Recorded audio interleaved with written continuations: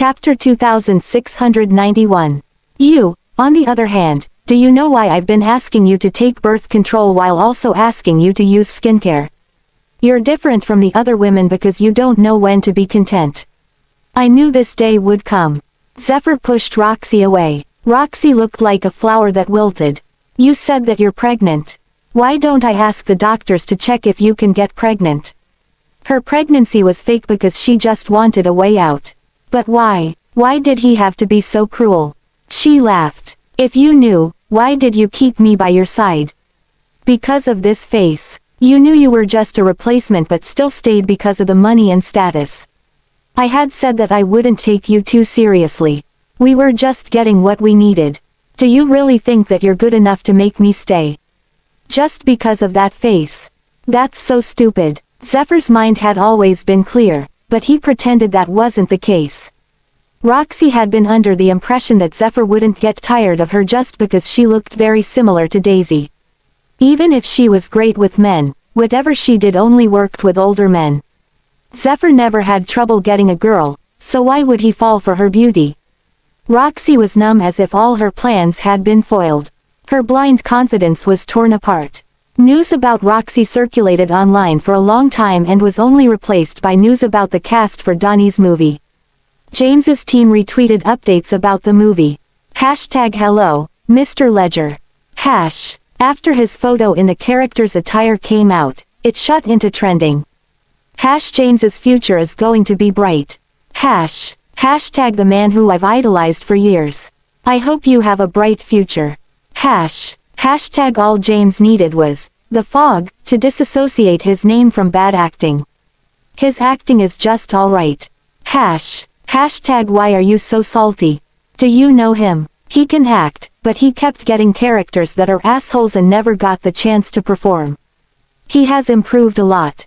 You don't have to like him, but you can also shut up. His fans shut down the netizens who complained about his acting skills.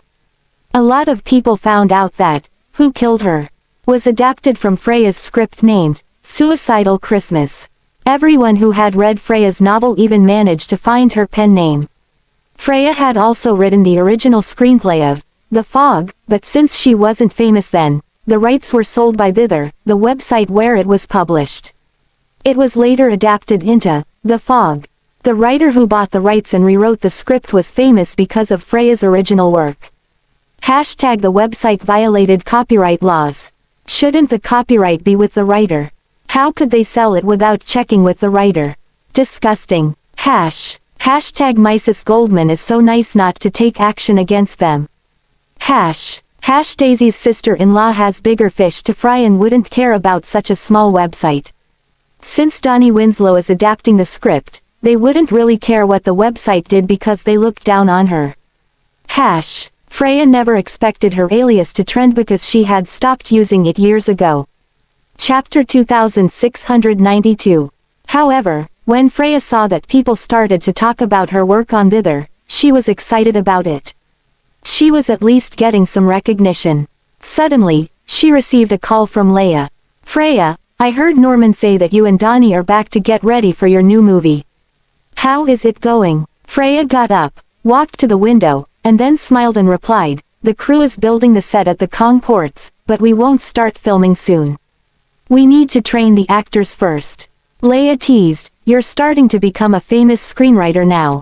Going big soon. It doesn't change anything. Do you want to come here?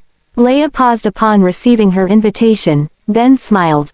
Don't worry, I'll be there on your wedding day. After the call ended, Freya went downstairs and saw Didi playing with Charm in the living room. She walked over and patted her head. Didi, do you want to go back and see your grandfather after the summer break? Didi looked up. Grandpa, yes. He will be pleased to see that you've grown so tall now. Didi got up. Would Grandpa love me? Freya squatted in front of her and looked into her eyes. Of course. Your grandfather told me that he misses you a lot. Sure, let's go see Grandpa after the holiday. But, Didi hesitated. Freya cupped Didi's cheek. But what? The teacher gave us some homework asking us to write about our fathers. I don't know what to write. She lowered her head because she had never met her father. Freya paused as her eyes darted around because she didn't know how to answer her. Colton suddenly showed up at the doorway. Your father loves you, and that's all you need to know. Didi looked back at him and tilted her head. Is that true? Colton nodded. If your father didn't love you, you wouldn't be here. Didi looked at Freya. But why didn't he want to keep me?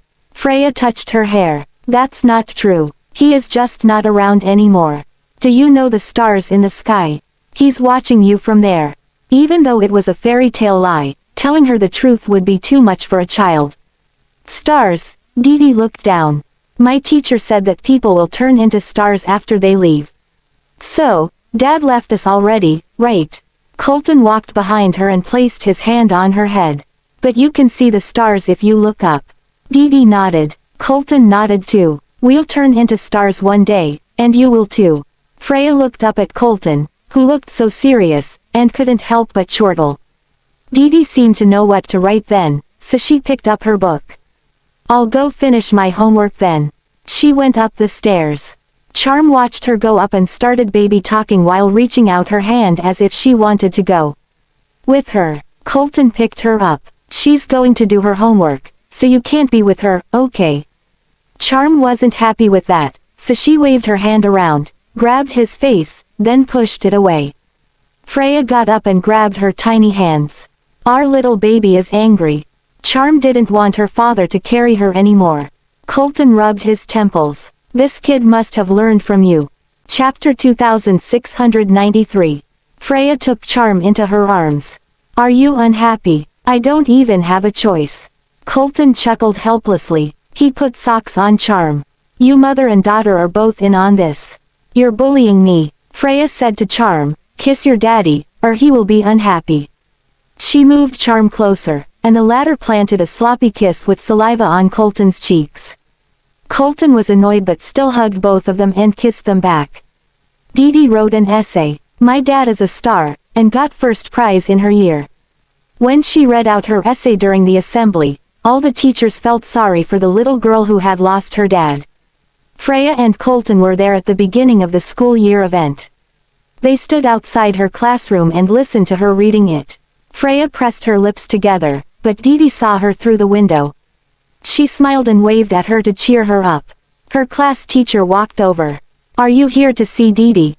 Freya nodded. The teacher said, Didi's essay was very touching. Losing her parents at such a young age is so sad. Colton held Freya's shoulder and said to the teacher, please take care of her at school. The teacher smiled. I will. Didi is a good girl, and I like her a lot. Freya and Colton looked at each other and smiled. Applause came from inside the classroom because she finished reading her essay. She bowed and beamed happily. She was no longer the shy girl with low self-esteem. She was now a happy and cheerful girl. Freya and Colton left the school. Colton held her hand. Didi has broken out of her shell, so can you worry less now? Freya smiled and said, yes, but we should give you credit for that. We should thank Beatrice and Cameron. They were the ones who changed her. At the mention of Cameron, Freya asked, by the way, where did Cameron and Wayne go after their wedding? I haven't seen them since that. He smiled. Honeymooning at the East Islands. Cameron sat on the folding chair, having some watermelon while watching people train at the Martial Arts Center. Mahina, who sat next to her, sighed. Should we go back in? You're pregnant. You should rest more. Cameron sat up straight and looked at her. We can't always be resting. I'm just watching them train. Anyway, I'm not the one training. She wasn't allowed to do anything for almost a year. She might just go crazy. Mahina signed again. You just can't sit still, can you? She smiled. I can't. Waylon walked over. Mahina patted her shoulder. Wayne. Cameron turned to look at him. Before she could speak, Waylon picked her up, and everyone who was training looked over. Cameron put her arms around his neck. What are you doing, Wayne? I'm at home. You need to let me have some dignity. They're training with weapons. You might get hurt. He carried her in while Mahina followed them. Cameron turned her face away. They won't hurt me. You two are just overly anxious. Waylon nodded. We need to be worried because you are you. Chapter 2694. Cameron tried to talk back but had no retort. He's right. You just can't sit around. It would be terrible if you bumped into something. Cameron had nothing to say. Were they treating her like a child? Waylon carried her back to the garden, where Sunny and Damien were playing chess in the pavilion. Damien looked up and teased, "Where did you go to have to be brought home like this?" Sunny smirked. "You're pregnant but still act like you're a wild child. How could we not be worried?" Cameron took a deep breath and looked at Waylon. "Put me down." After he did, she walked into the pavilion. "Oh, chess. Dad, aren't you ashamed of your skills?" Damien snorted. Sunny looked up. "You're upset that I lectured you, so you're challenging me now. Look at the board. How many of your pieces were taken already? Why can't I call you out for being terrible at this?" Sunny choked. "You." Damien laughed. "Cam, there's no need to point out the obvious." Waylon walked into the pavilion, looked at the board, and saw a good move. "Father, move here and take his king." Sunny's eyes shone with joy. "Oh, my good son-in-law." Damien's smile faded. Cameron glared at Waylon. "I'm going to have a match with you." Cameron and Waylon started their own game while Sunny and Damien moved out of their seats and became spectators. Mahina and some of the helpers crowded over too. Cameron held her forehead and looked at the enemies who were pinning her pieces back. She went into deep thought. Damien got close to Sunny. "Your daughter seems to have improved." Sunny crossed his arms. "She's not playing against you or me, so that improvement doesn't help much." He looked at Waylon, who was playing at a steady pace, and got happier. "That's my favorite son-in-law." At that moment, someone came to report. "Sir, a Mr. Wickham asks to see you." Sunny immediately replied, "Wickham, Nick is here. Get someone to bring him in quickly." Soon after that, Nick walked in with Dylan, who was carrying a gift box. Sunny walked over, and Nick nodded. "Sir, you finally came to visit me. There's no need to bring a gift." Dylan handed the box to the butler. Nick smiled. "I didn't get to speak to you a lot the previous time, so I came today." Sunny nodded and placed his hand on his shoulder. "I'm very glad you came by. Let's go into the house." As they walked past the pavilion, Nick saw the people there. "What are they doing there?" "Oh, Cam is feeling blue, so she's playing chess with Willie." Nick heard that and walked over. Cameron looked up. "Oh, Mr. Wickham is here." Nick looked at the board and frowned. "How are you playing so terribly?" Cameron's face dropped, but Waylon smiled. "She improved." Nick looked at him. "You're really good at this. Can we have a game together?" Cameron got up because she had already lost a few rounds and was getting ashamed. She was looking for a reason to step away when Nick showed up. She moved away. "Here, sit." Waylon squinted while Nick sat across from him. A new match began. Their match was exciting, so even Sunny came over. Damien touched his chin. "They're both not below me." Chapter 2695. The butler smiled and said, "There aren't a lot of young people who can play chess now. They're both doing very well." Sunny nodded. Nick was really outstanding. Sunny had accepted him as a disciple because he saw potential in him. His martial arts skills weren't too far off from Cameron's either. If Waylon hadn't shown up, he would have wanted Nick to be his son-in-law. Sunny was absolutely proud because both his son-in-law and disciple were connected to him. Their match turned out to be a stalemate. Damien walked closer. "Oh, both seem to be in good standing, and there's no way to determine who wins." Nick looked at Waylon. "That was exceptional. I have no idea what move should come next." Waylon smiled. "You're being too modest. There aren't a lot of people who can stump me." Cameron crossed her arms. She had to admit that her game was terrible. Mahina walked over and whispered, "I don't understand what is going on." "Who won?" Cameron whispered back, "I don't know chess that well." "I have no idea either." Waylon looked up at her. "Cam, can you come over?" She pointed at herself. "Me." Mahina pushed her over. Waylon got up. "You continue playing this." "What?" Waylon made her sit down and leaned down next to her. "Trust me." Cameron looked at the board. When she didn't know what move to make, Waylon said, "Move the bishop up 3 spots and block the rook." She moved the bishop. Nick smiled. "That's interesting." He got serious too. Cameron was caught in between the two men and started shuddering, but Waylon said, "Move the bishop back one square and block the other rook." Cameron listened to Waylon's plan and finally won after half an hour. Sunny looked at Damien and sighed. "We've learned something today." Cameron looked up at Waylon. "We won." He smiled. "A close one." Nick slowly got up. "I lost." Cameron got up and consoled him. "That's not too bad. If it were me, I would have lost soon after we started. I'm much worse." Even Sunny felt ashamed. "I'm glad you're aware of that." Damien chuckled. "All right, it's been a long game. I'm guessing everyone's hungry now. How about I get everyone dinner at Yuzu Villa?" Cameron gave a thumbs up. "Uncle Damien, I like your generosity." Everyone broke out in laughter. Late that night, the entire East Islands was quiet, and the song of insects could be heard in the woods. Cameron and Waylon sat in the garden, stargazing. She rested her head on his shoulder. "The stars here seem to be brighter than before." He smiled. "Isn't it the same?" Cameron sat up. "I've never stargazed with anyone before." Waylon held her hand. "I can do this with you if you enjoy it." Cameron leaned back down and smiled. Nick stood in the pavilion not far from there and looked up at the night sky after looking at them. Sunny walked over in pajamas with his hands behind his back. "Can't fall asleep." He turned around and smiled. "I'm just missing the time I was learning from you here." Sunny smiled too and sat at the table. "You were about 13 or 14 back then. I still remember it clearly." Nick took a seat and poured him some tea. "I remember that when I was sent here, I resisted you because I didn't know you.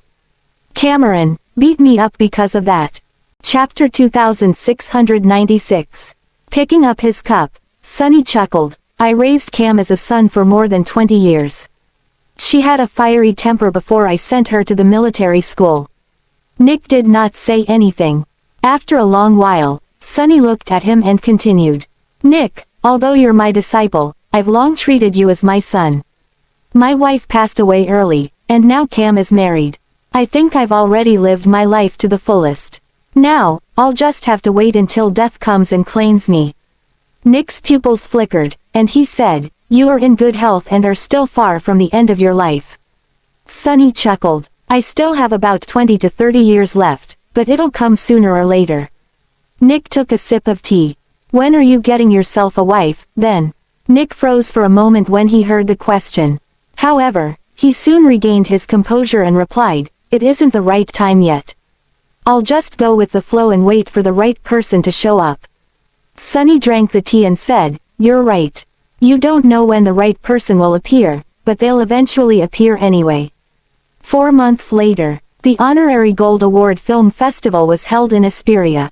There were plenty of stars and celebrities sitting in the audience seats. James, Hannah, and Howard sat together. The rest of the celebrities and actors had their own designated seats while Amy sat beside them. The host stood on the stage and read out loud, "The following representative works have been shortlisted for the Honorary Gold Award Film Festival: The Twins, Back to 1980, You're My Spring, Battle at the Murray Sea." After the host finished reading the list of works, he paused for a few seconds before continuing with a smile on his face. "And The Fog, the major hit this year. First of all, congratulations to all the winners." A round of applause rang from the audience seats. Hannah went closer to James and said, "If you still didn't get the award after participating in this movie, Days and Mr. Johnson would be so disappointed." James clicked his tongue and said, "It's none of your business, right?" She snorted, "I'm just caring about you." After that, the winning director was announced, and as expected, Shannon got the honorary award for Best Director with The Fog. Shannon got on the stage to receive the award and delivered his speech. "Thank you to all of you who are here, all of the guests, and the actors I worked with on The Fog. All of you are the best. Without you, I wouldn't be able to stand here. Of course, I'd like to thank my production team and 2 other people, both of whom are familiar to you, Miss Vanderbilt and Mr. Knowles.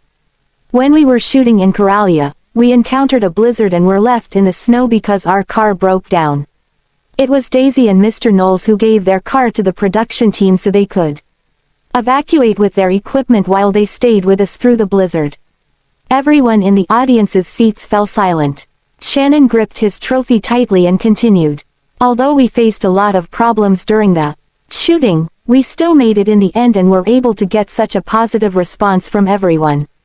This isn't my own effort but the joint effort of all the crew members and cast. I would like to thank everyone for that." After he finished speaking, he made a bow at the audience, and a thunderous round of applause erupted. After the other director awards were announced, it was time for the actor awards.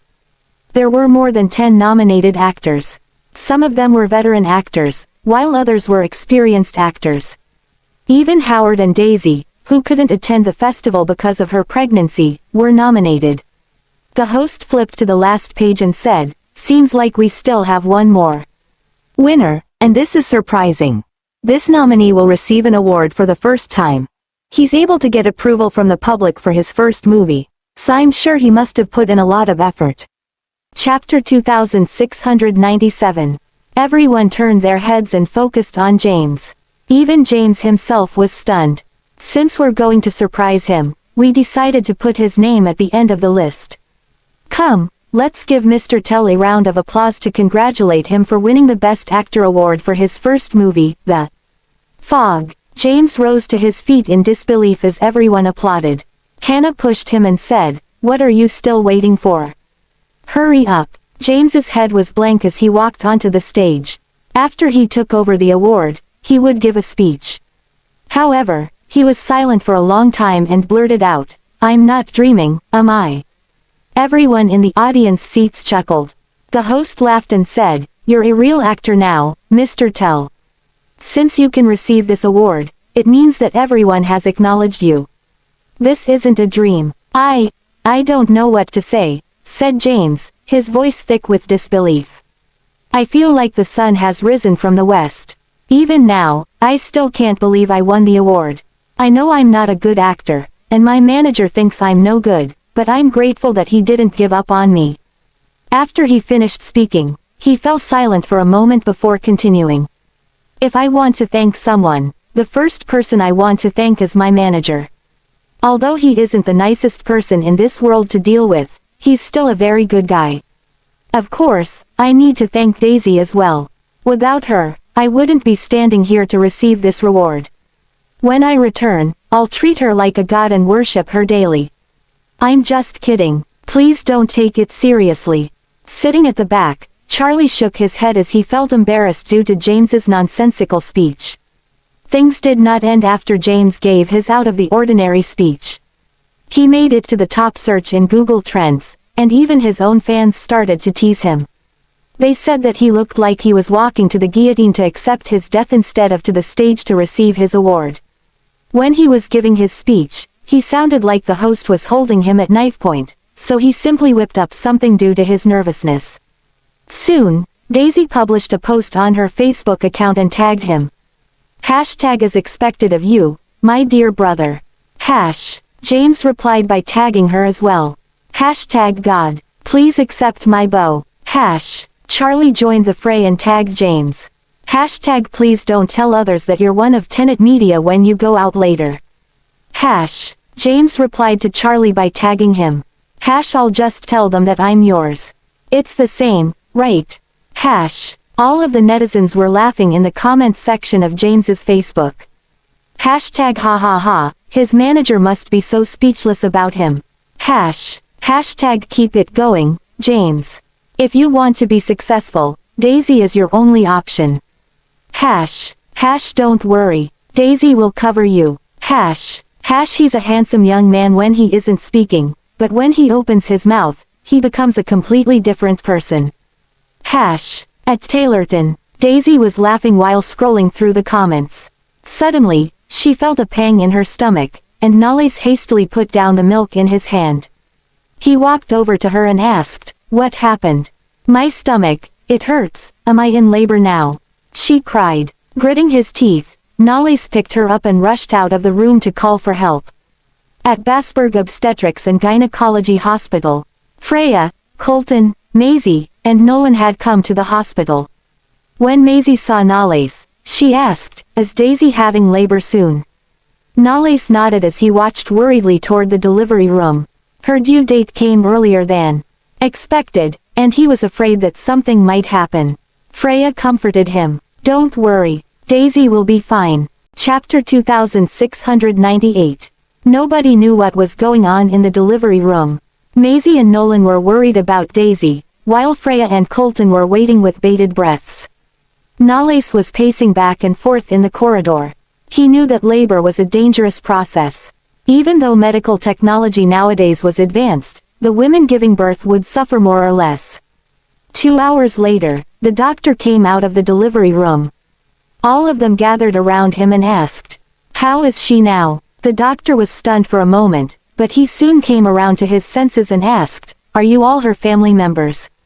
"Yeah," Nalace hastily pressed on. "How is my wife?" "The baby is too big for vaginal delivery, so we have no other choice but to perform the cesarean section. We need one of you to sign the consent form." Nalace suddenly grabbed the doctor by his collar. Veins were bulging out of his forehead as he said, "I want to go inside. I want to stay by her side." The doctor hesitated. Sensing the doctor's hesitation, Nolan stepped forward and said sternly, "He's my daughter's husband, so let him in. I'll sign the consent form." He took over the form and signed his name on it. "Time is of the essence. Our priority right now is to save my daughter. Hurry up and start the operation." Nalace followed the doctor and changed into a protective suit. After that, he walked into the delivery room. When he saw that Daisy's face was pale and she was so exhausted that she couldn't even cry or scream anymore, he felt a clutch at his heart. He walked forward and grabbed Daisy's hand. "Don't worry, I'm here." Daisy offered him a weak smile when she saw who he was. Her voice was hoarse when she said, "I look very ugly now, right?" Seeing that she was worried about her own appearance instead of shouting in pain, Nalace wiped the sweat from her cheeks with his palm and smiled with his eyes red. "Of course not. You're the most beautiful woman I've ever seen." The doctor injected her with anesthesia, and Daisy fell unconscious soon after. Nalace went to the next room during the operation. When he heard the cry of the baby, he clenched his fist. The doctor came out of the delivery room and smiled at them. "Congratulations, you have triplets, and all of them are boys." Everyone present was stunned. Maisie and Nolan looked at each other and asked, "I thought it was twins." The doctor replied, "We've come across a few similar cases where we clinically thought it was twins but turned out to be triplets instead. However, the possibility is so slight, we're surprised as well." Maisie covered her mouth and smiled, her eyes red. Maybe this is the will of God. It was naturally a good thing that they were bestowed with an extra baby. By the time Daisy woke up, it was already nighttime. When she saw Maisie and Nolan, she called out to them, "Mom." Maisie caressed her cheek and said, "You're finally awake. Does it hurt?" "No, I think it's because the anesthesia hasn't gone off yet." Daisy turned her head to look around and asked, "Where are the babies? Are they twins?" Nolan tucked her in and replied, "You had triplets. All of them are boys. Cole and Freya are watching over them in the labor room." "Triplets. All of them are boys." Daisy was stunned. Maisie chuckled. "Yeah, what's the matter? Were you expecting a baby girl?" Daisy was caught between tears and laughter. "I went through so much pain, and in the end, it's triplets. What's more, all of them are baby boys." Did this mean that she had prepared all the dresses and dolls for her baby for nothing? Nalace appeared outside of the ward. Maisie patted Nolan, and they exited the ward first. Daisy looked at Nalace and pouted. "Are you disappointed that you don't have a daughter?" Nolachi walked up to her and sat on the chair. He grabbed her hand and said in a hoarse voice, "No, I'm not disappointed. Daisy. I thought I was going to lose you." She froze for a moment. When she saw his reddened eyes, she chuckled. "What are you talking about? I won't leave either you or our babies." Chapter 2699. Nalace placed her hand on his lips and chuckled. "Yeah, it took you such a great effort to give birth to them. If they dare to disrespect you in the future, I'll beat them up." Daisy laughed. "They'll be as good looking and smart as you. I don't think I can bring myself to beat them." A week later, the news of Daisy giving birth to triplets swept through Basburg. All of her fans were excited and sent their blessings to her. Even Cameron and Waylon also rushed back to Basburg to see Daisy. Inside the ward, Cameron looked at the 3 swaddled babies in the crib. She couldn't help herself and poked their faces. I can't believe you actually gave birth to triplets, Daisy. You're so awesome. Daisy let out a bitter smile and said, it would be even better if one of them was a baby girl like my mom's case. I bought so many dresses and dolls, but all of them have gone to waste now. Although she kept saying that she wanted a baby girl, she still adored her 3 sons very much whenever she looked at them.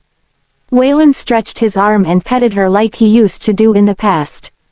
All right. It doesn't matter if it's a baby boy or girl. What matters the most is that all of you are safe. She offered Waylon a smile and said, thank you, Waylon. Nalace and Colton bought a variety of nutritional products and fruits, which filled the ward to the brim. When Colton saw Waylon and Cameron, he was stunned. Wayne, when did you two come back? Waylon looked at him and replied, naturally, my sister has given birth to triplets. Cam and I had to come back. Goddess Daisy, I've come to see you. James barged into the ward with his hands full of gifts. When he saw there were so many people in the ward, he froze. Everyone turned their heads around and looked at him. It was only now that Daisy remembered the things that James had said to them during their dinner with Shannon and the crew of the Fog. She looked at him gloomily and said, it's such a waste that you don't go become a psychic. You're so talented at it. James did not know why Nalace and Daisy were looking at him like they were going to kill him. He gulped and said, what did I do? I just said that I'd worship you like a god. Why are you asking me to become a psychic? Cameron blinked and stood at the side with Waylon and Colton. Daisy snorted and turned her head away. You said my husband wouldn't get a daughter, and look, all of my babies are boys. It was only now that James remembered he had said something like that before. Both are baby boys, he asked. 3. Nalace lifted his eyelids and shot daggers at him. It's all thanks to you. T3. James turned his head around to look at the 3 swaddled babies in the crib. He hastily put the gifts on the floor and walked over to have a look at them. Oh my, it's real. You two are so lucky. Do you know how many people want to get 3 sons? You should feel grateful about it. Nalace took a deep breath and turned his head away. The corner of Daisy's lips twitched, and she said, you owe me a daughter, James. Make sure you have a daughter in the future and marry her to my son. Otherwise, I'll beat the hell out of you. James was stunned. But I don't have a girlfriend yet. Waylon and Colton placed their hands on his shoulder and chimed in. We can introduce some to you if you want. James shrunk. And no thanks. Help me, he shouted inwardly. 2 days later, when Diana received news from Zelakavia that her daughter-in-law had given birth to triplets, she hoped she could throw everything aside and visit Daisy. Arg, I want to see Daisy so badly. If possible, I wish I could step down and leave. Why didn't my father have a son? This is so frustrating. Diana was upset. She just wanted to see Daisy and her grandsons right now. Chapter 2700. If Diana were not the queen, she would have gone to see her daughter-in-law now. Rick, sitting beside her, let out a helpless smile and closed the book. If you really want to see them so much, you can just make a video call with Nalace. Diana jerked up and said, then what are you still waiting for? Meanwhile, at Taylorton, Nalace was learning how to change the baby's diaper with the nanny when he suddenly received a phone call from his mother. He stepped aside and picked up the call. Mom, I want to see my daughter-in-law and my grandsons now. Diana shouted at the top of her lungs, causing Nalace to bring the phone away from his ear to save himself from the shouting. He frowned and answered helplessly, all right, all right. Daisy was in the next room and heard Diana's voice. She came out and asked, is that Mom? When Diana saw Daisy through the video call, she got up anxiously and said, Daisy, how can you get out of bed? You just had an operation. You need to rest more. Look how skinny you've become. I'm so worried about you. The corner of Daisy's lips twitched. Although she had lost some weight after labor, she was 8 pounds heavier than in the past. Apparently, in all mothers' eyes, their daughters were skinny. I'm fine, Mom. The incision doesn't hurt that much anymore, so I can get out of bed today. No, listen to me, you're not fine. You need to get a lot of rest after giving birth. Or else, you'll get sick easily in the future. After Diana finished talking, her face sank, and she shouted, Nalace. Nalace turned the camera to himself and replied helplessly, "Yes, Mom. Remember to take good care of Daisy. If not, you don't have to come back anymore." "Okay, show me my grandsons now." Nalace was rendered speechless. Inside the baby room, Diana touched the screen as she looked at her grandsons through the phone. "Oh my grandsons are so adorable. I wish I could hold them now." Rick came over and said, "Where are my grandsons? Let me see." Both of them placed their faces very close to the screen as they observed their grandsons. Nalace put his phone away and said, "All right, that's enough. I'm hanging up." "Hey, wait." Before Diana could finish her sentence, Nalace hung up the call. He still had to practice how to change the diapers for the 3 Rugrats, so he did not have time to entertain Diana now. Standing at the door, Daisy chuckled. "It seems like someone is working very hard on how to become a good father." Nalace laughed. "Well, I can't let them torture you anyway." Daisy walked up to him and kissed his cheek. He was slightly stunned and raised his head. She smiled and said, "Thank you for your hard work, honey. Is this my reward?" "Of course." Nalace landed a kiss on her lips. After a short while, he left her lips and said, "I want a reward like this." When they heard the doorbell, Daisy walked out of the room and looked downstairs. "You guys are here." Waylon and Colton were walking at the front, while Cameron and Freya were walking at the back. All of them were holding a lot of things in their hands. The maids in the living room took over all of the stuff. All of them were baby products, such as milk powder, diapers, and so on. Daisy walked downstairs and said, "You guys bought so many things again. I don't have a place to keep them anymore." Cameron chuckled. Freya said raising a baby can be expensive, let alone you have 3. All of these are chosen for you by Freya. After all, Freya was the first one among them to become a mother. Daisy walked up to Freya and grabbed her hand. "Thank you so much, Freya."